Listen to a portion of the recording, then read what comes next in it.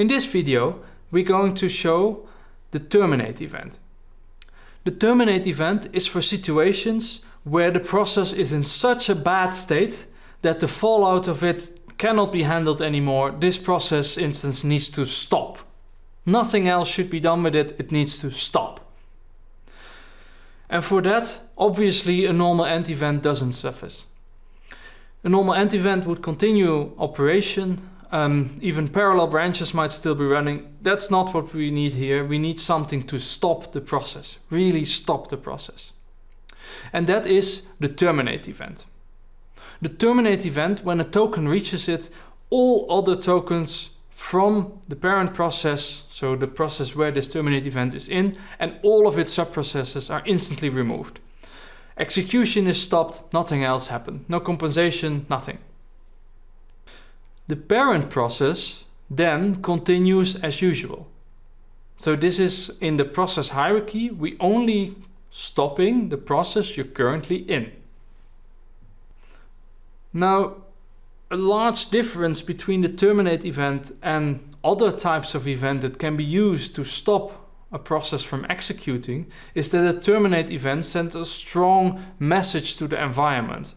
So this is not something that can be described in tokens because it's outside the scope of BPMN.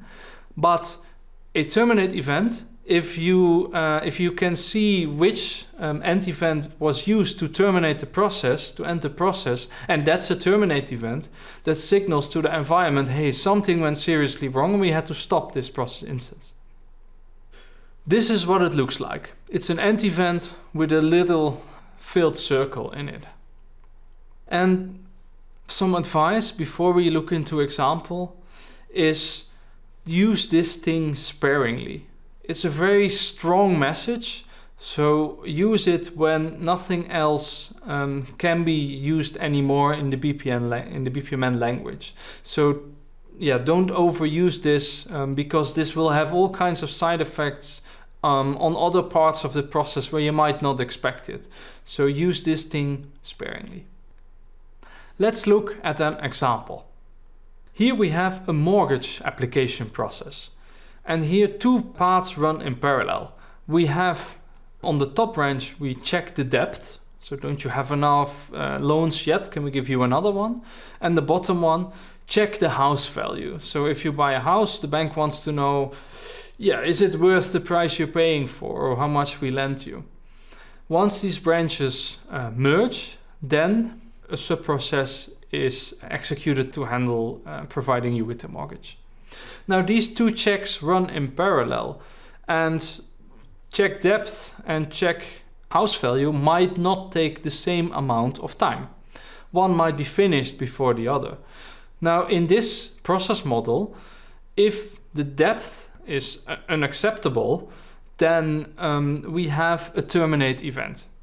So once the depth has been deemed unacceptable, the check house value will also be stopped because the terminate event has been executed.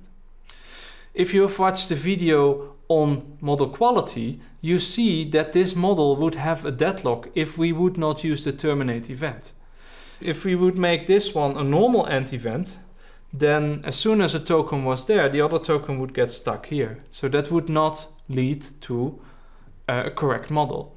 By using the terminate event, we remove that token. So as soon as the terminate event is reached, then all tokens are removed, and hence this process in this shape using a terminate event does not have a deadlock. And again, this signals to the environment that something went seriously wrong. So in this case, a low depth is considered by the modeler of this process so serious that it requires a terminate event rather than something like an exception. This was the terminate event.